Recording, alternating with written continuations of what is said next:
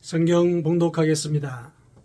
시편 119편 89절에서 96절까지 시편 119편 89절에서 96절까지 같이 봉독하겠습니다. 여호와여, 주의 말씀은 영원히 하늘에 굳게 섰사오며 주의 성실하심은 대대에 일어나이다. 주께서 땅을 세우셨으므로 땅이 항상 있사오니 천지가 주의 규례들대로 오늘까지 있음은 만물이 주의 종이 된 까닭이니이다. 주의 법이 나의 즐거움이 되지 아니하였다면 내가 내 고난 중에 멸망하였으리이다. 내가 주의 법도들을 영원히 잊지 아니하오니 주께서 이것들 때문에 나를 살게 하심이니이다. 나는 주의 것이오니 나를 구원하소서. 내가 주의 법도들만을 찾았나이다. 악인들이 나를 멸하려고 엿보나 나는 주의 증거들만을 생각하겠나이다. 내가 보니 모든 완전한 것이 다 끝이 있어도 주의 계명들은 심히 넓으니이다. 아멘.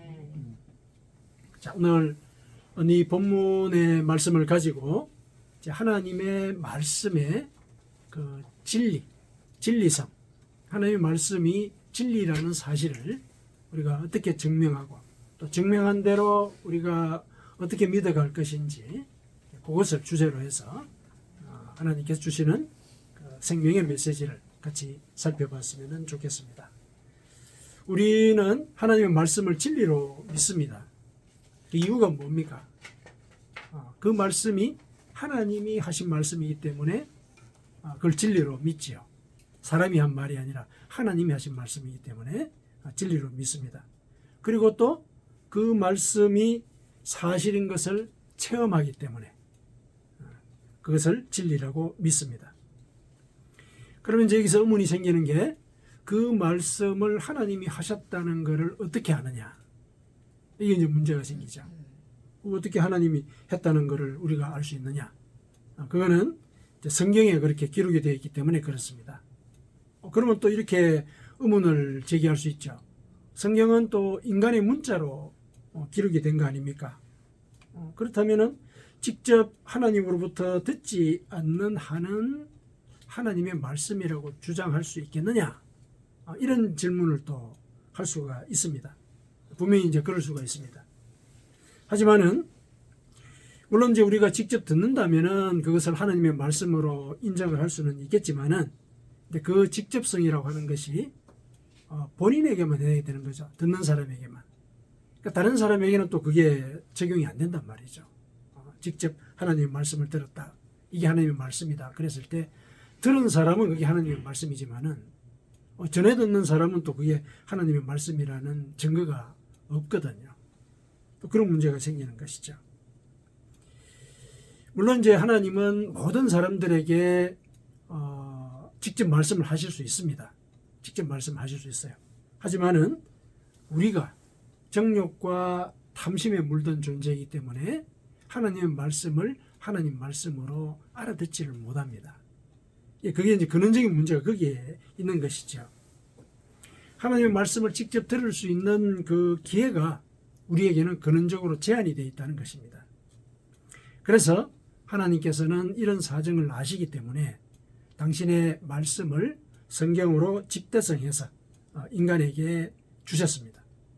그래서 성경을 진리로 깨달을 기회를 우리에게 열어주신 것이죠. 물론 이제 그 성경 말씀을 하나님의 말씀으로 믿느냐 안 믿느냐 하는 것은 이제 우리에게 달려 있는 거죠. 우리의 선택권의 문제입니다. 하나님은 인간의 자유의지를 존중하시기 때문에 그 말씀을 믿고 안 믿고 하는 것은 우리에게 맡겨 놓으셨다는 것이죠. 자, 여기 이제 우리에게 주어진 이제 상황인데 이 상황 속에서 우리는 하나님의 말씀을 믿기로 선택을 했습니다.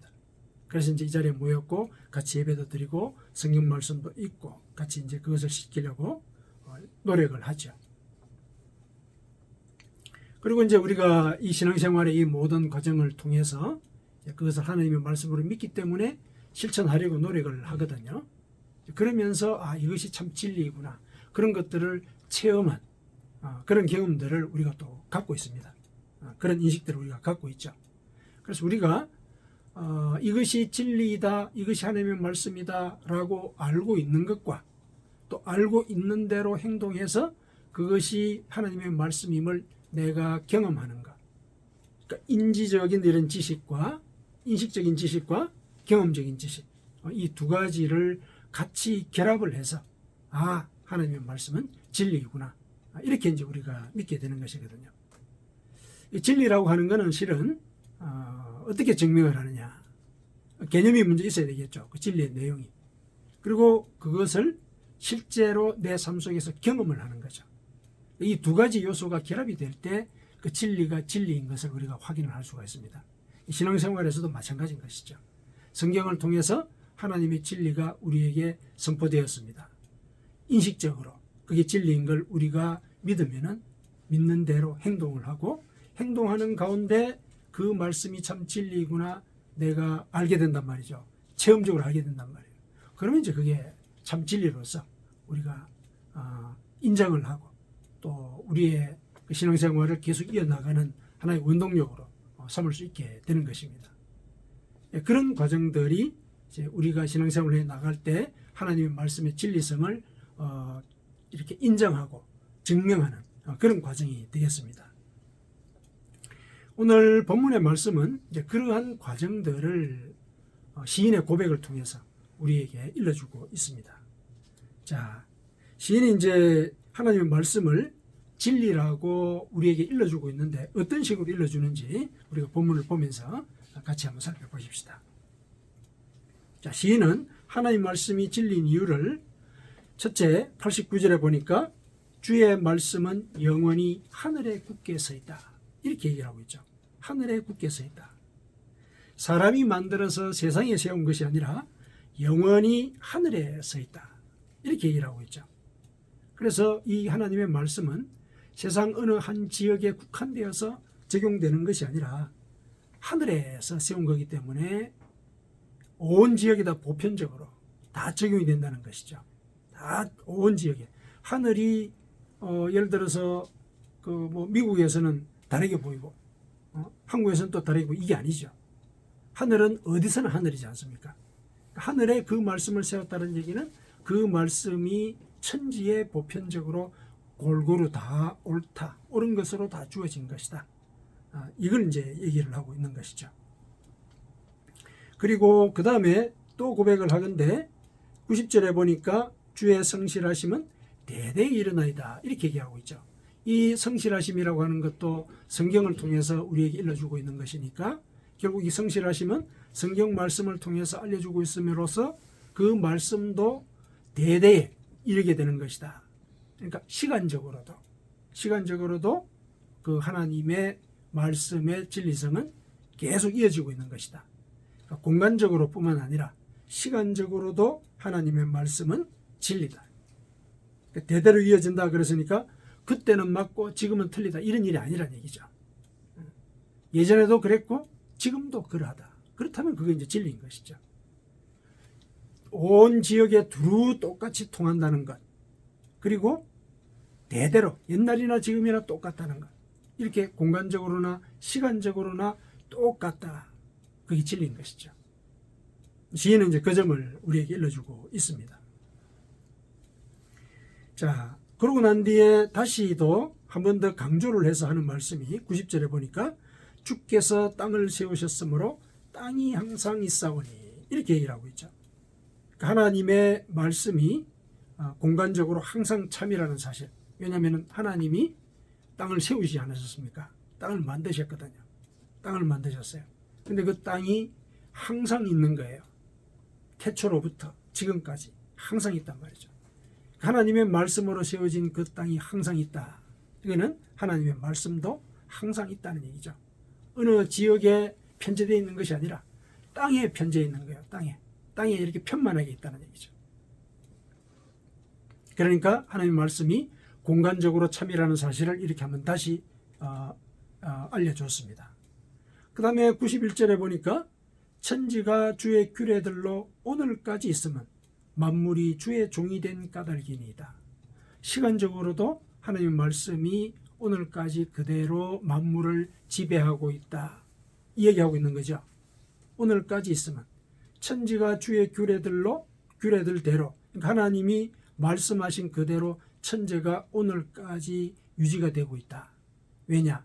만물이 주의 종이 된 까닭이기 때문에 그렇다. 하나님이 말씀하신 대로 있다는 얘기예요. 그대로.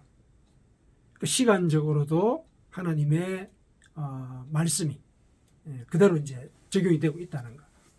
다시 한 번 이제 강조를 해서 우리에게 시인이 알려주고 있습니다. 그렇기 때문에 하나님의 말씀은 진리라고 우리가 얘기를 할 수 있습니다. 시공간을 다 적용하는 그런 이제 진리라고 이제 일러주고 있는 것이죠. 자, 이런 속성을 이제 사도 요한은 이렇게 표현을 합니다. 사도 요한은 하나님의 이 말씀을 하나님이라고 동일시하고 있습니다. 하나님이라고. 요한복음 1장 1절에 보니까 태초에 말씀이 계시니라. 이 말씀이 하나님과 함께 계셨으니 이 말씀은 곧 하나님이시니라. 태초부터 하나님이 계셨는데 말씀으로 존재하신다는 얘기죠. 태초부터 지금까지, 그러니까 시간적으로 하나님은 말씀으로 존재를 하신다. 그게 바로 하나님이다. 그러니까 그게 진리라는 얘기죠. 또 이어서 이렇게 얘기를 하죠.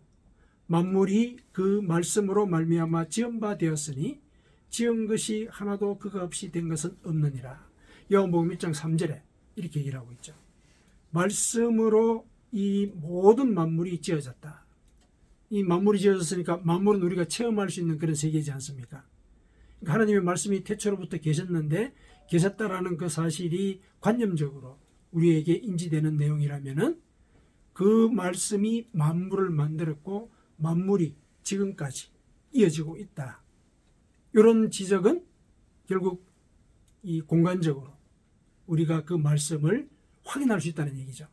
말씀이 만물을 지었으니까. 그렇죠? 그래서 사도 요한도 이 시인과 마찬가지로 하나님의 말씀의 그 진리성을 시간적 차원, 공간적 차원, 이 두 가지 차원에서 같이 우리에게 일러주고 있습니다. 그래서 시간적으로나 공간적으로나 두루 지금까지 어디서나 똑같이 적용이 되기 때문에 그 말씀은 하나님의 말씀은 진리다. 이렇게 우리가 얘기를 해볼 수가 있습니다. 물론 이제 이렇게 설명을 하는 것은 어쨌든 관념적인 차원에서 설명하는 거죠. 내가 경험을 하지 못한 그런 부분들인데, 그런데 우리가 실은 이런 관념 속에서의 이런 그 알미라고 하는 것, 이게 우리가 생활 속에서 실천적으로 경험하지 못하면은 그것의 진리성을 우리가 인정하기가 참 어렵죠. 왜냐하면 우리는 육신을 입은 존재이기 때문에 뭔가 만지고 뭔가 보고 이래야 그것의 실체를 확인을 하는 이제 그런 한계가 있거든요. 진리를 그 진리대로 인정을 하기에는 관념만으로는 안 된다는 얘기예요. 인간에게는 뭔가 이 체험이 있어야 된다는 얘기죠. 그 내용에 대해서 오늘 시인이 또 계속 일러주고 있습니다. 그가 하나님의 말씀이 진리인 것을 체험을 한 거예요. 보시죠. 91절에 91절 우리가 읽었고 92절에 주의 법이 나의 즐거움이 되지 아니하였다면 내가 내 고난 중에 멸망하였으리이다. 하나님의 말씀을 진리로 믿고서 살았더니 내가 고난으로부터 구원을 받았다는 얘기죠. 하나님의 말씀의 진리성을 체험했다는 얘기입니다. 체험한 거예요. 그래서 하나님의 그 법이, 그 말씀이 나의 즐거움이 되었다. 이렇게 얘기를 하고 있습니다. 그래서 이 시인은 내가 주의 법도들을 영원히 잊지 아니할 것입니다. 이를 고백하는 거죠. 진리가 아니라면, 그리고 체험한 진리가 아니라면 이런 고백을 할 수 있겠습니까? 영원히 잊지 아니하겠다. 체험을 했다는 거예요. 본인이. 93절에 그렇게 되죠. 주께서 이것들 때문에 나를 살게 하심이니이다. 하나님께서 나를 이렇게 살게 하셨습니다. 이 고백하는 거예요. 체험한 내용을 이제 일러주고 있는 것입니다. 그래서 94절에 또 이어서 이런 고백을 하죠. 나는 주의 것이오니 이 하나님의 말씀을 내 평생 따르겠습니다. 이렇게 얘기를 하는 거죠. 나를 구원하소서. 내가 주의 법도들만을 찾았나이다. 이후로도 나는 이러한 고백을 하면서 살 것입니다. 이렇게 이제 다짐을 하는 거죠. 그 다짐이 95절까지 이어집니다. 악인들이 나를 멸하려고 엿보으나 나는 주의 증거들만을 생각하겠습니다. 하나님의 말씀이 진리인 걸 확인을 하고 체험을 했기 때문에 이런 다짐을 할 수 있는 거거든요. 그렇죠? 그래서 오늘 이 본문에서 시인은 하나님의 말씀이 진리인 것을 시공간적으로 이렇게 설명을 하고 관념적으로 그렇게 진리인 것을 알려준 그때 이어서 그 다음에 자기의 체험을 내가 알고 있는 그 내용이 사실이라는 걸 내가 체험을 했다. 그 체험적인 지식을 또 같이 일러주고 있습니다. 그래서 관념적인 차원과 이 실천적인 차원, 이 두 가지를 결합해서 하나님의 말씀이 참 진리라는 사실을 우리에게 일러주고 있는 것이죠. 그래서 진리라고 할 때 우리는 이 두 가지 요소를 사실은 점검을 해볼 필요가 있습니다. 관념적으로 그게 옳은 것이냐, 논리적으로 따져봤을 때 그게 옳은 것이냐, 그게 옳다면은 그게 우리 실생활에서 증명이 되느냐, 혹은 내가 체험을 하느냐, 이런 것들, 이걸 이제 살펴봐야 그것이 참 진리라는 사실을 우리가 확인을 할 수가 있는 것입니다. 이 상황에 대해서 요한은 이렇게 얘기했죠. 요한복음 1장 14절이에요. 말씀이 육신이 되어 우리 가운데 거하심에 우리가 그의 영광을 보니 아버지의 독생자의 영광이요 은혜와 진리가 충만하더라. 그러니까 말씀이 육신이 되어라는 말이 소위 우리가 말하는 성육신이죠. 그 육신을 이루었다는 얘기예요. 그러니까 말씀이 육신을 이루었다는 얘기는 뭡니까? 말씀이 우리 인간이 볼 수 있도록 실체를 갖게 됐다는 얘기죠. 돌려서 얘기하면 그거는 체험을 했다는 얘기예요. 인간들이 모두 체험을 하게 됐다는 얘기예요. 말씀이 성육신이 됐다는 얘기는 말씀이 실제로 우리 눈앞에서 그게 사실인 것이 증명이 되었다는 얘기예요. 그랬더니 그렇죠? 우리 가운데 거하심에 당연히 우리 가운데 거하는 거 우리가 알게 되겠죠. 육신을 입었기 때문에 우리 눈에 보이기 때문에.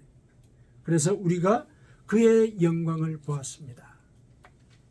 그는 아버지의 독생자 그를 가리키는데 그의 영광입니다. 그러니까 예수 그리스도께서 하나님이신데 인간의 몸을 입고 이 땅에 오셔서 인간을 구원하는 그런 역사를 이루셨다는 거죠.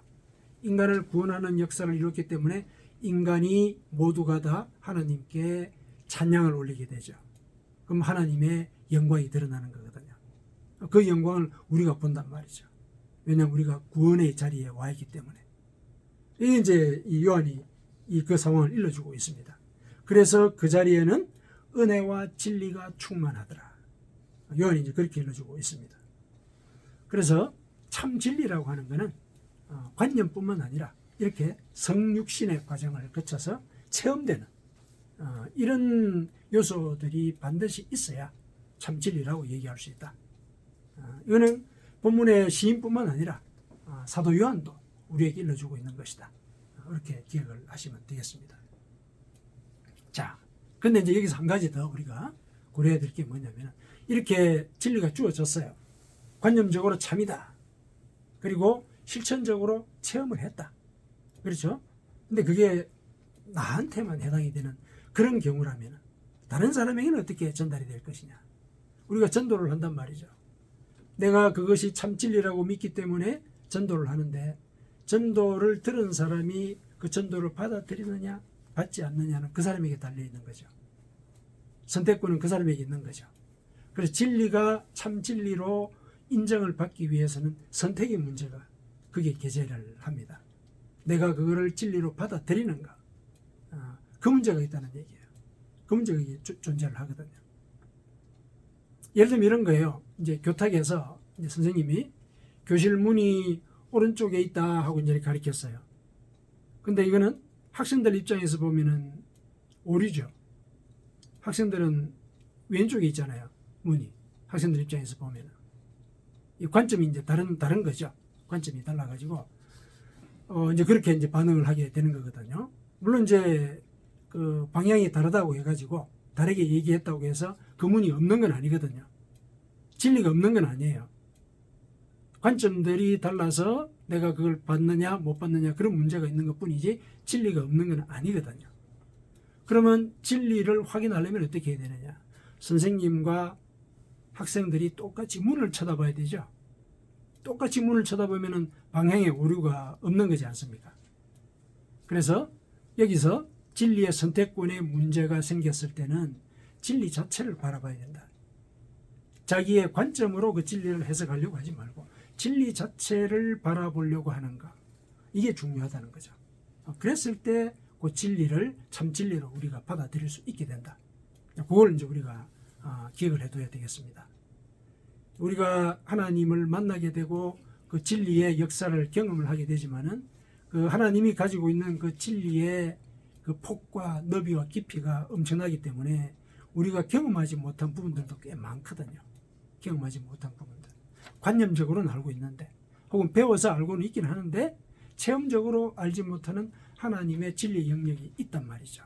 그렇다 보면은 우리가 교탁에서 선생님과 아이의 그 관점들이 다르듯이 다른 관점으로 그 말씀을 해석을 할 수가 있거든요. 해석의 다양성들이 생길 수 있단 말이죠. 그러다 보면은 해석들이 차이가 나는 걸 확인하게 되고 그러면은 참 진리가 없는 것처럼 되어버릴 경우가 생깁니다. 실제로 그렇죠. 분명히 문이 있기는 있어요. 있는데 누구는 그게 오른쪽에 있다 그러고 누구는 그게 왼쪽에 있다고 인식을 하는 거예요. 그렇죠. 방향이 이제 다르게 나타나는 것. 그 방향에 우리가 집중을 하다 보면은 문이 있다는 사실을 모른다는 얘기죠. 옳고 그름, 왼쪽, 오른쪽 그것만 가지고 다투게 되면은 문이 있다는 사실을 잊어버린다는 얘기거든요. 그래서 진리를 확인을 하고자 한다면은 말씀 그 자체, 진리 그 자체를 볼 수 있어야 한다. 이걸 이제 우리가 기억을 해둬야 되겠습니다. 진리 그 자체를 본다는 게 무슨 말이냐? 그럼 이제 그건 이제 우리가 고민해야 되겠죠. 진리 그 자체를 본다는 것. 그거는 하나님의 말씀을 실천하는 거예요. 내가 예를 들어서 이게 진리인지 아닌지는 모르지만은 성경에서 진리라고 주어졌기 때문에 실천하는 거예요. 실천한다는 얘기는 뭐냐면은 그 말씀의 진리성을 내가 직접 부딪혀서 확인하겠다는 거예요. 그래서 그거를 실생활에서 내가 확인을 할 때 그건 나한테는 진리가 되는 거지 않습니까? 그 진리를 바라봐야 된다는 거. 내가 직접 그 말씀을 실천해 보겠다는 것. 실천할 때 그 말씀의 진리성을 내가 직접 확인할 수 있으니까 진리가 진리인 것을 확인하고자 할 때는 진리를 실천해야 된다. 하나님의 말씀이 진리인 것을 내가 확인하고 싶다. 그러면은 그 말씀을 실천하는 얘기죠. 실천할 때 그 말씀의 진리성을 내가 확인할 수 있게 된다. 그 점을 우리가 이제 기억을 해야 되겠습니다. 이거는 이제 성경에도 그 예가 나와요. 어느 경우에 그 예가 나오냐면은 예수님께서 십자가에 달리기 전에 신문을 받으지 않으셨습니까? 신문을 받으셨거든요. 빌라도의 관정에 끌려갔었습니다. 그래서 여러 가지 질문을 하는 중에 빌라도가 예수님께 당신이 왜 이렇게 고소됐는지 아느냐 이렇게 물었습니다. 그랬을 때 예수님께서 진리에 대해서 정언하려 하기 때문에 내가 이렇게 고소되었다 이렇게 말씀을 하셨어요. 요한복음 18장 37절에 내가 진리에 대해서 얘기를 했는데 이들이 나를 고소했습니다. 이렇게 얘기를 했어요. 그랬을 때 빌라도가 진리가 뭡니까? 이렇게 물었습니다. 진리가 뭡니까? 그런 뒤에 이 빌라도가 고소자들에게 나가가지고 나는 그에게서 아무 죄도 찾지 못하였노라 이렇게 공표를 했습니다. 이제 이 상황에서 우리가 진리가 진리인 것을 알려면은 진리를 바라봐야 된다는 그 가르침을 읽어낼 수가 있어요. 빌라도는 예수님에게 질문을 했잖아요. 바라봤단 말이죠. 진리가 무엇이냐 바라봤습니다. 그러고 난 뒤에 바로 나갔습니다. 그 이후에 무슨 일이 있었는지 예수님께서 무슨 말씀하신 그에 대한 기록이 없어요. 빌라도가 그냥 진리가 무엇입니까? 이렇게 질문만 던지고 바로 나가서 고소한 유대인들에게 가가지고 나는 그에게서 죄가 없음을 알겠다. 이렇게 얘기를 한 거예요. 뭡니까? 예수님이 죄가 없다는 사실, 그분을 보니까 바로 알겠다라는 거죠. 바로 알겠다라는 거예요. 그래서 나가서 유대인들에게 그렇게 얘기를 한 거예요. 그래서 진리가 진리인 것을 알고자 한다면은 진리를 바로 바라볼 수 있어야 된다. 예수 그리스도를 바로 바라볼 수 있어야 된다는 얘기죠. 예수 그리스도를 바로 바라볼 수 있어야 된다는 얘기는 예수 그리스도께서 하신 말씀과 그분의 행적을 바로 내가 진리로 받아들이고 내 삶 속에서 그분의 말씀을 실천해 보려고 해야 된다는 얘기죠. 그랬을 때 그 진리성을 내가 확인할 수 있게 된다는 얘기예요. 빌라도처럼. 물론 이제 그 상황에서 기록이 없기 때문에 빌라도가 예수님의 처지를 보고 당신이 진리를 가르친다고 하는데 이렇게 고소당해가지고 이렇게 곤란이나 당하고 이게 과연 진리를 대변하는 또 가르치는 사람의 모습인가 이렇게 생각을 해가지고 무시했기 때문에 그 대답을 듣지 않아서 그냥 바로 이 유대인들에게 갚아렸을 수도 있다. 이렇게 해석을 할 수도 있어요. 그 상황에서는. 있지만은 그러나 빌라도가 한 그 말은 빌라도가 비록 의도하지 않았다 하더라도 진리라고 하는 것을 어떻게 확인할 수 있느냐라는 그 길을 일러주는 거예요. 우리에게. 진리를 직접 봤을 때 진리가 뭔지를 알 수가 있다. 예수님께 진리가 뭐냐라고 예수님을 봤단 말이죠. 그런데 바로 유대인들에게 갔습니다. 가서 뭐라고 얘기했습니까? 이 사람은 죄가 없다. 이 사람은 죄가 없다. 그렇게 얘기한 거기서 진리라고 하는 것을 우리가 확인을 하고자 할 때는 그 진리에 직접 대면을 하는 것.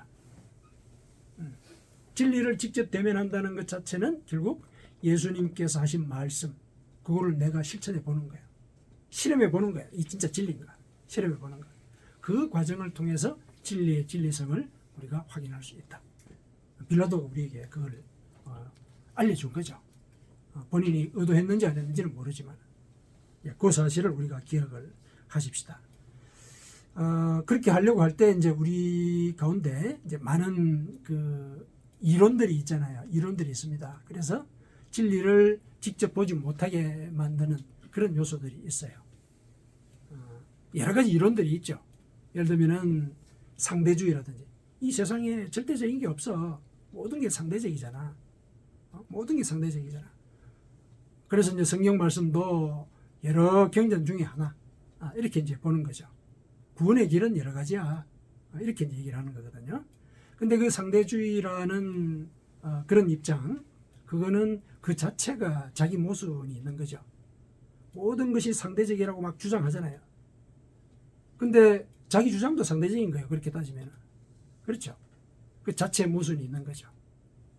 그 다음에 회의주의자가 있죠. 회의주의자. 뭐, 그러겠어? 그럴 리가 있겠어? 이 세상은 온통 그 허무한 거야. 그럴 리가 없어. 모든 걸 회의하는 거예요. 그러면은 그 회의론 자체도 회의의 대상이 되어버리는 거예요. 사실은.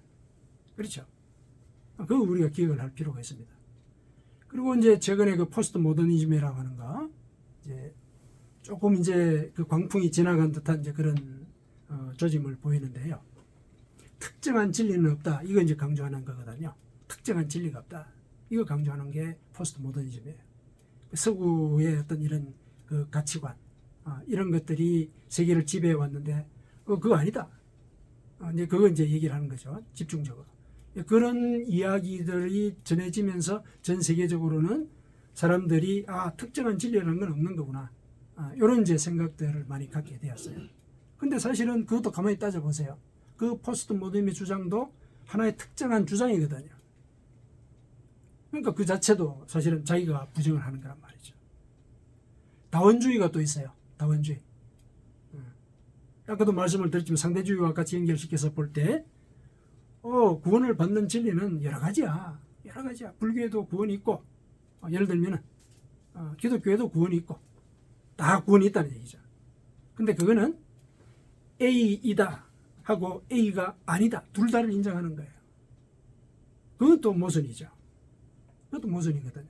그러니까 이러한 이 이론들이 실은 다 자체 모순을 갖고 있는 것들이다. 그래서 진리라고 하는 것은 기본적으로 절대적이어야 한다. 절대적이다. 그래야 절대적이기 때문에 그걸 우리가 목숨을 걸고 지키려고 할 수 있는 명분이 생기잖아요. 상대적인데 왜 그게 목숨을 걸겠습니까? 절대적이니까. 내 구원의 절대적인 길이니까 내가 그걸 목숨을 걸고 지키려고 하는 것 아닙니까? 진리라고 하는 것은 절대적이어야 돼요. 그 절대성은 결국 시간적으로 공간적으로 계속 항상 참여해야 된다는 것. 그 내용이. 그걸 이제 오늘 시인이 우리에게 알려줬거든요. 시간적으로도 태초로부터 지금까지 참이었고, 그리고 어느 곳에든지 두루 보편적으로 그게 참이었다는 것. 이게 인정이 될 때 우리는 그 진리의 절대성을 우리가 인정을 할 수 있죠. 그렇죠? 그리고 그 절대성은 내가 실천을 할 때, 체험을 할 때 내가 확인을 하고 정말 목숨을 걸 만한 그런 진리로 내가 받아들일 수가 있게 되는 겁니다. 오늘 시인은 이제 우리에게 그걸 일러주고 있습니다. 그래서 하나님의 말씀의 그 진리성이라고 하는 것, 그거를 시간적으로 공간적으로 우리가 이해를 하는 것뿐만 아니라 그거를 실천을 할 때 그게 참 진리인 것을 우리가 확인할 수가 있다. 96절에 이제 마지막으로 시인이 이렇게 고백을 하죠. 내가 보니 모든 완전한 것이 다 끝이 있어도, 이게 모든 완전한 것이라고 하는 건 이제 인간 세계 속에서 다 완전하다고 일컫는 것들이죠. 예를 들면 좀 전에 말씀드렸던 그런 이론들 있지 않습니까? 상대주의, 그 다음에 다원주의, 포스트 모더니즘, 그리고 또 회의주의. 이런 것들이 다 자기가 옳다고 주장하는 것들이잖아요. 자기 나름대로는 완전한 논리체계를 갖고 있다고 주장하는 것이거든요. 근데 그런 것들이 다 끝이 있더라는 거죠. 자기 모순이 있었다는 얘기잖아요. 다 끝이 있더라. 그러나 주의 계명들은 심히 넓으니이다. 심히 넓기 때문에 모순이 없는 거예요. 모순이 해결이 다 된다는 얘기예요. 그래서 절대적이라는 거죠. 그래서 하나님의 말씀은 참 진리이다. 그것을 오늘 본문의 시인이 우리에게 일러주고 있습니다. 자, 이 사실에 대해서 예수님께서도 확인을 하셨죠. 요한복음 8장 31절에서 32절에 너희가 내 말에 거하면 참으로 내 제자가 되고 진리를 알지니 진리가 너희를 자유롭게 하리라. 너희가 내 말에 거하면, 그러니까 내 말을 지켜보라는 얘기죠. 내가 너에게 일러줬던 그 말, 그걸 지키라는 얘기예요. 지키면은 그 말씀이 내 속에 들어오는 거잖아요. 내 속에 들어오는 것이고 내가 그 말씀 안에 있는 거죠. 그렇죠? 그렇게 되면은 참으로 내 제자가 되고 나를 따르는 자가 된다. 내 말씀을 안 지키는데, 내가 일러준 그 말을 안 지키는데 내 제자가 될 수 있다. 이거 말이 안 되는 거다. 그래서 내 제자가 된다는 그 사실은 네가 내가 일러준 그 말을 지킨다는 것이다. 이걸 전제로 하시는 거죠. 그렇게 되면은 진리가 뭔지 네가 알 것이다. 진리가 뭔지 네가 알 것이다. 그러면은 진리가 너희를 자유롭게 할 것이다. 체험을 하게 된다는 얘기예요. 이 진리의 진리성 자체를 체험하게 된다. 내가 진리를 깨닫게 되면은 이 세상의 모든 이 공격들, 이론적인 공격뿐만 아니라 또 물리적인 그런 공격들, 이게 낼 수 있지 않습니까? 내 속에 참 진리가 있는데 두려울 수가 없죠. 그 예수님께서 얘기를 하신 겁니다. 너희가 영혼의 자유를 얻게 되는 것, 그게 바로 네 속에 진리가 있다는 것, 너 스스로 증명하는 것이다. 이렇게 예수님께서 우리에게 일러주셨습니다. 이 자유라고 하는 것은 물론 우리의 죄와 일상의 공고함으로부터 우리가 벗어나는 것, 그 상태를 가리킨다는 것, 이것도 우리가 같이 기억할 필요가 있겠습니다. 사랑하는 성도 여러분, 하나님의 말씀은 진리입니다. 하나님께서 말씀을 하셨기 때문에, 또 친히 그 진리성을 증명을 하셨기 때문에 성육신으로 증명을 하셨거든요. 그래서 그 진리를 우리가 알게 되었습니다.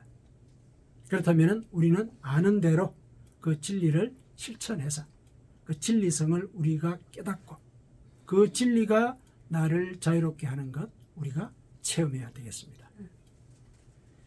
하나님의 은혜와 진리를 깨닫고 그것에 전파하는 그런 삶을 살아가시기를 축원합니다. 아멘.